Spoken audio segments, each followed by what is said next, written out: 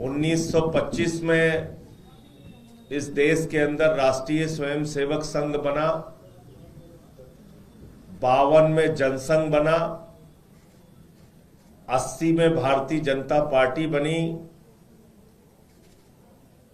और उसके बाद लगातार कई राज्यों में और देश के अंदर भारतीय जनता पार्टी की सरकार रही। बहुत सारे वादे उन्होंने जनता से किए, लेकिन 2014 के बाद आदरणीय प्रधानमंत्री नरेंद्र मोदी जी ने जब शपथ लिया तो उसके पहले उन्होंने देश की जनता से ऐसे ऐसे वादे किए थे जिसको लेके जनता ने उनको वोट दिया। आपको याद होगा, उन्होंने कहा था इतना काला धन लाएंगे, इतना काला धन लाएंगे, जहाज में भर भर के लाएंगे, हर आदमी के खाते में 15 लाख पहुंच जाएगा। उन्होंने कहा था 15 अगस्त 2022 तक पूरे देश के लोगों को पक्का मकान मिल जाएगा। उन्होंने कहा था अन्नदाता किसान भाइयों चिंता मत करना, तुम्हारे फसल का दाम दोगुना कर दूंगा। उन्होंने कहा था 50 रुपए में पेट्रोल बिकेगा, 40 रुपए में डीजल बिकेगा, 250 रुपए में सिलेंडर बिकेगा। देश के प्रधानमंत्री ने इस देश की जनता से वादा किया था कि रुपए को मजबूत करेंगे। रुपया गिरता है तो देश का मयार गिरता है, देश का गौरव और सम्मान गिरता है। ये सारे वादे आप सबको याद होंगे। और दिल्ली के चुनाव को लेकर उन्होंने कहा था कच्ची कॉलोनियों में रहने वाले सभी लोगों को पक्की रजिस्ट्री देने का काम करेंगे। दिल्ली के चुनाव के लिए उन्होंने बहुत सारे वादे दिल्ली की जनता से किए थे। आज तक उन वादों में क्या क्या उपलब्धियां उन्होंने हासिल की हैं, भारतीय जनता पार्टी का दाम दोगुना मिल रहा होगा। और मैं उम्मीद करता हूं कि पक्की रजिस्ट्री जो दिल्ली में देने का वादा उन्होंने किया था, देश में कानून व्यवस्था ठीक करने के लिए कहा था, सीमाओं की सुरक्षा को मजबूत करने के लिए कहा था।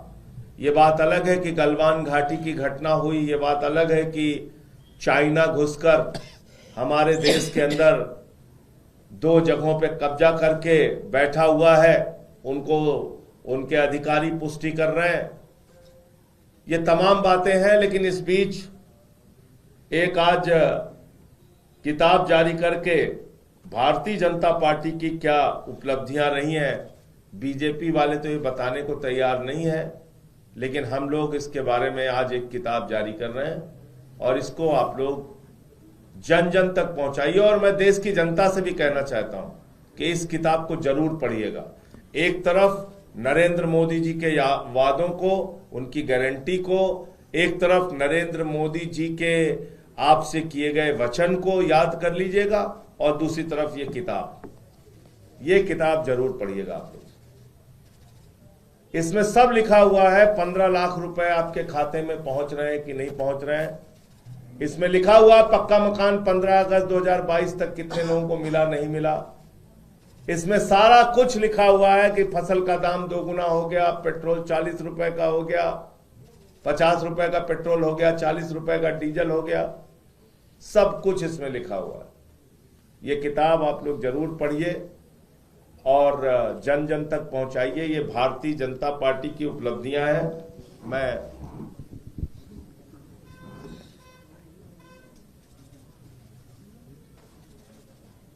देखिए, पहला पन्ना खोलने पर ही इसमें देश के नौजवानों को कैसे नौकरियां दी गई, 2-2 करोड़ हर साल, उसके बारे में लिखा हुआ है।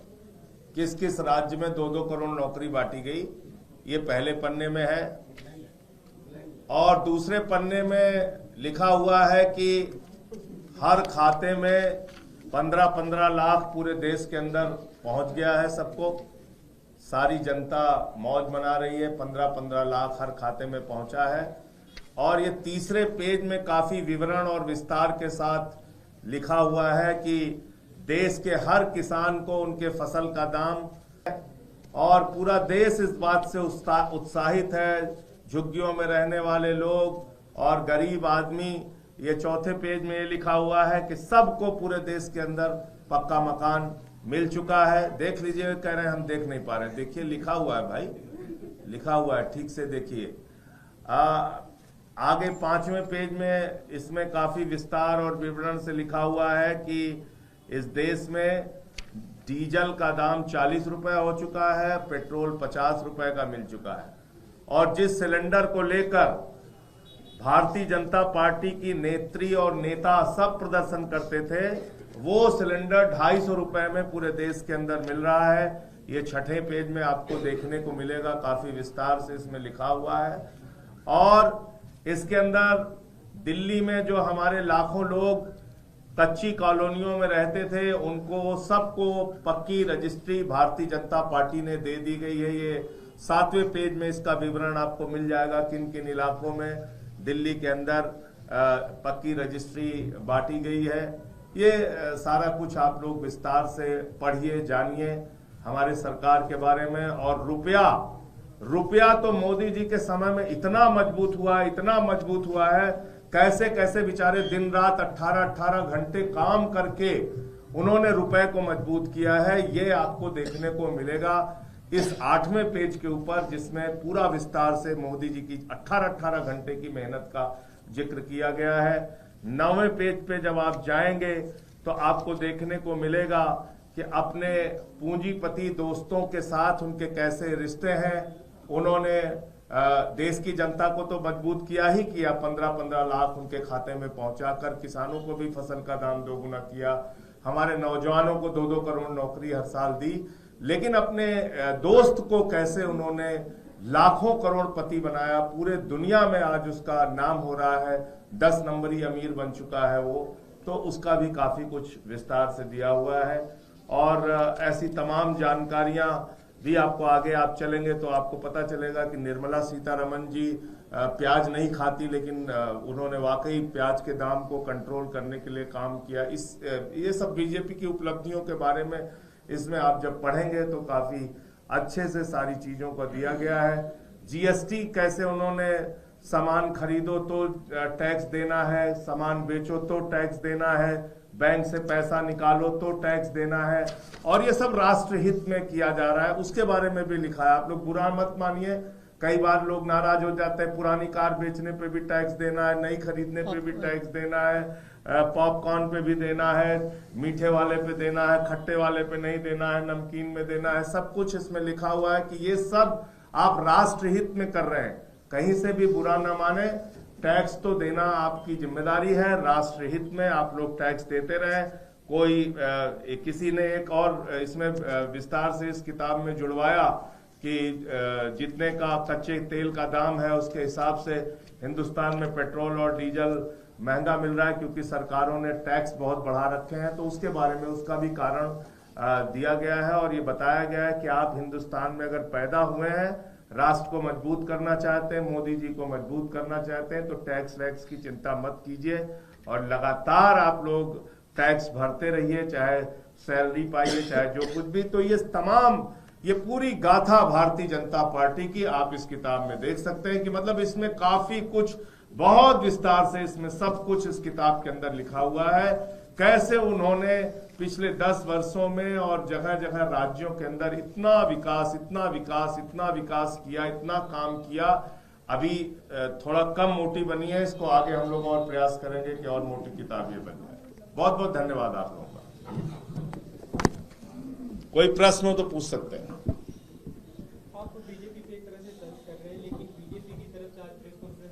आपने किताब देखा ही नहीं है और कह रहे तंज कर रहे हैं। सब मैंने एक एक पन्ना खोल के दिखा दिया आपको। 15 लाख आपके खाते में पहुंचा कि नहीं पहुंचा, बताइए। अनुराग ठाकुर ने प्रेस कॉन्फ्रेंस की, आप लोगों पे सवाल खड़े किए कि देश विरोधी गतिविधियों से आम आदमी पार्टी संलिप्त रही है और हर चुनाव से पहले ऐसा दिखता है। देखिए, ऐसा है, जिन्ना की कब्र पे मत्था टेकने वाले लोगों को देशभक्ति शब्द का इस्तेमाल नहीं करना चाहिए। उनके पुरखों ने जिन्ना की पार्टी मुस्लिम लीग के साथ मिलकर सरकार बनाई है। भारतीय जनता पार्टी के पुरखों ने आजादी के आंदोलन में क्रांतिकारियों के खिलाफ अंग्रेजों का साथ दिया है। भारतीय जनता पार्टी के पुरखों ने इस देश के अंदर ऐसे ऐसे काम किए हैं। अफजल गुरु को शहीद मानने वाली पार्टी के साथ तो इन लोगों ने सरकार बनाई है। नवाज शरीफ के बर्थडे का केक काटने बिना बुलाए मोदी जी चले गए थे। ये देशभक्ति पे बोलेंगे भाजपाई, देश के गद्दार जिन्होंने हमेशा देश के साथ गद्दारी किया। 10 साल में बांग्लादेशी घुसपैठियों को हिंदुस्तान के अलग अलग हिस्सों में बसाया। और कौन बोल रहा है गोली मारो छाप नेता, ये आके हमें देशभक्ति सिखाएंगे। ये अनुराग ठाकुर से हमें देशभक्ति सीखना है। तो इसलिए भारतीय जनता पार्टी और उनके पुरखों का इतिहास रहा। आईएसआई को बुलाया हिंदुस्तान में नरेंद्र मोदी जी ने, आईएसआई को, और पठानकोट में बुला के हमारे शहीदों की जांच कराई। ये देशभक्ति पे बात करेंगे? ये जिन्ना की कब्र पे मत्था टेकने वाले लोग, इनसे देशभक्ति सीखनी है। भारत के पहले प्रधानमंत्री है नरेंद्र मोदी, जिसने पाकिस्तान के प्रधानमंत्री को अपने शपथ ग्रहण में बुलाया। इसके पहले किसी भारत के प्रधानमंत्री ने पाकिस्तान के प्रधानमंत्री को नहीं बुलाया। तो इसलिए इस देश में देशद्रोही संगठन कोई अगर है और जिसका इतिहास, जिनके पुरखों का इतिहास देश के साथ गद्दारी करने का रहा है, तो उस पार्टी का नाम है भारतीय जनता पार्टी। गर्मियों की छुट्टी होने वाली थी, मेरे पापा आने वाले थे, तो हम लोग सभी खुश थे। तो मैं एक बेड पे चढ़ के डांस कर रहा था, लेकिन वो पहले ही आ गए। फ्रीज। तो मैं उस समय तो कंटिन्यू नहीं कर सकता था, तो फ्रीज फ्रेम टाइप का हो गया। कसम पैदा कर